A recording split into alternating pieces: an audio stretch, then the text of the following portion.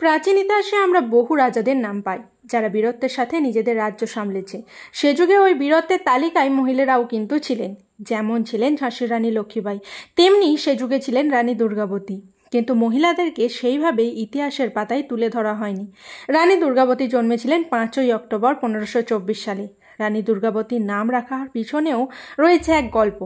উনি যেদিন জন্মেছিলেন সেদিন ছিল দুর্গাষ্টমী, তাই রানীর নাম রাখা হয় দুর্গাবতী।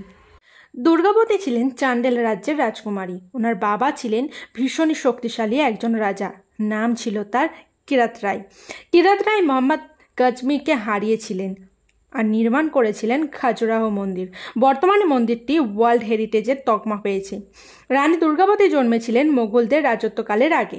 রানীর যখন বয়স মাত্র 2 বছর তখন মোগলরা ভারত আক্রমণ করে আর দিল্লিতে স্থাপন হয় মোগল সাম্রাজ্যের। কিন্তু তখনও সেভাবে মোগলরা সাম্রাজ্য বিস্তার করেনি।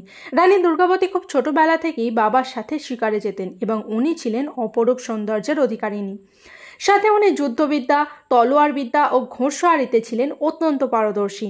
আর তাছাড়াও যেহেতু রানী দুর্গাবতী খুব ছোটবেলা থেকেই তার বাবার সাথে বেশিরভাগ সময়টা কাটাতেন, তাই রাজকার্য পরিচালনায় সাহায্য করতেন এবং তিনি রাজ্য শাসনেরও দক্ষতা অর্জন করেছিলেন। এদিকে রানী দুর্গাবতী বিবাহযোগ্য হয়ে ওঠেন আর ওনার বাবা কিরাত রায় সেই সময় একজন ভালো পাত্রের খোঁজ করছিলেন বিয়ে দেওয়ার জন্য। তবে রানী দুর্গাবতী সেই সময় মনে মনে একজনকে ভীষণই পছন্দ করে রেখেছিলেন। তার নাম ছিল দলপত শাহ। রানী দুর্গাবতী দলপত শাহের প্রেমে পড়েছিল তার বীরত্বের কথা শুনে। দলপত শাহ ছিলেন গন্ডাওনার রাজা। 1942 সালে দুর্গাবতী ও দলপত শাহের বিবাহ হয়, কিন্তু রানী বেশি দিন দলপত শাহকে নিয়ে সংসার করতে পারেননি। মাত্র 4 বছরের মাথায় দলপত শাহ মারা যান।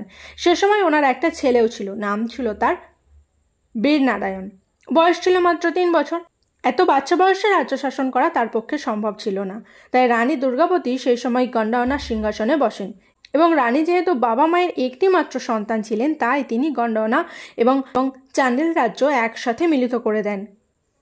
তাই ওনার রাজ্য বিশাল বড় আকার ধারণ করেছিল। উনি ভীষণই সুশাসক ছিলেন, এর জন্য ওনার প্রজারা ওনাকে ভীষণ ভালোবাসতেন। সেই সময় মোগল সাম্রাজ্য শাসন চালাচ্ছিল হুমায়ুন, কিন্তু তারপর এক যুদ্ধে শেরশাহ সূরি তাকে পরাজিত করেছিল সেই সময়, এবং শেরশাহ সূরি দিল্লি শাসন শুরু করে। কিন্তু কিছুদিন পর যুদ্ধের শেরশাহ সূরি মারা যান এবং হুমায়ুন আবারও দিল্লিতে ফিরে আসে এবং মোগল সাম্রাজ্য বিস্তার করা শুরু করে। রানী দুর্গাবতীর পাশে রাজ্য ছিল মালাবা। তার রাজা হলেন বাজ বাহাদুর। হঠাৎ করেই একদিন বাজ বাহাদুর দুর্গাবতীর রাজ্য আক্রমণ করে, কিন্তু রানী ও তার সৈন্যরা খুব বাজেভাবেই বাজ বাহাদুরকে পরাস্ত করেন। এই কারণেই সেই সময় রানীর নামে জয় জয়কার হচ্ছিল। অন্যদিকে আকবর উত্তর ভারতের রাজ্য জয় করতে করতে মধ্য ভারতের দিকে এগিয়ে আসছিল। এরপর আক্রমণ করে ও জয় করে নেন আকবর বাজ বাহাদুরের রাজ্য। ফলে পাশাপাশি চলে আসে মোগল সাম্রাজ্যের সীমানা ও গন্ডোয়ানা রাজ্য। আকবরের তখন একটাই লক্ষ্য ছিল, সারা ভারতবর্ষকে মোগল সাম্রাজ্যে পরিণত করা। একদিন হঠাৎই আকবরের সেনাপতি আসফ খান আকবরের কাছে দুর্গাবতীর রূপের কথা বর্ণনা করতে থাকেন। এই শুনে আকবর দুর্গাবতীর কাছে খবর পাঠান বিনা যুদ্ধে হার স্বীকার করে নেওয়ার কথা, আর যদি রানী দুর্গাবতী হার স্বীকার করে নেয় তাহলে আকবর তাকে মোগল হারিমে জায়গা দেবেন। রানী তখন খুব ভালোভাবেই জানতেন যে মোগল সেনাবাহিনীর কাছে কিছুতেই তার সেনাবাহিনী টিকতে পারবে না, কিন্তু তাও এইভাবে আত্মসমর্পণ করলে নিজেকে এবং তার রাজ্যের প্রজাদেরকে অসম্মান করা হবে। সে সময় তিনি বলেছিলেন, ভীতুদের মতো আত্মসমর্পণ করার থেকে আমি যুদ্ধ করে প্রাণ দেব। এরপর আকবর তার সেনাপতিদের পাঠায় যুদ্ধ করার জন্য, কিন্তু ওই কম সেনা নিয়েও রানী ত্রাসের সৃষ্টি করেছিলেন। রানী বেছে নিয়েছিলেন একটি পাহাড়ি এলাকাকে, আর রানীর পরনে ছিল পুরুষ যোদ্ধাদের মতো পোশাক। সাথে রানীর ছেলে বীরনারায়ণও সমান তালে যুদ্ধ করে যাচ্ছিল। রানী মোগল সৈন্যদের ওপর আচমকায় আক্রমণ করে বসেছিলেন। প্রথম দিনের যুদ্ধে মোগল সৈন্যরা পিছু হটতে বাধ্য হয়েছিল। সেই দিন রাতে রানী আবারও মোগল সেনাদের ওপর আক্রমণ করবে বলে ভেবেছিলেন, কিন্তু তার সেনাপতি তাতে রাজি হয়নি। তাই দ্বিতীয় দিন আবারও যুদ্ধ হয়। সেই দিন মোগল সেনাপতি আসফ খান কামান নিয়ে যুদ্ধ করতে আসেন, আর এই কারণেই রানীর সেনাবাহিনী এদিক ওদিক ছড়িয়ে ছিটিয়ে পড়েছিল।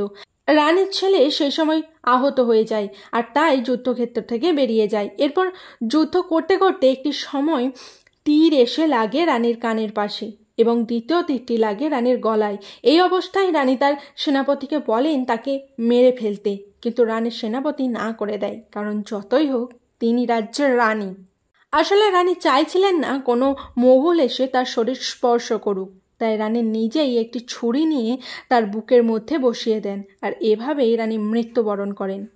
আজও রানী দুর্গাবতীকে দেবী রূপে পুজো করা হয় এবং মধ্যপ্রদেশে ওনার নামে একটি বিশ্ববিদ্যালয়ও আছে। রানী দুর্গাবতী সম্পর্কে ইতিহাসটি জেনে কেমন লাগলো আপনারা আমাকে জানাতে কিন্তু একদমই ভুলবেন না।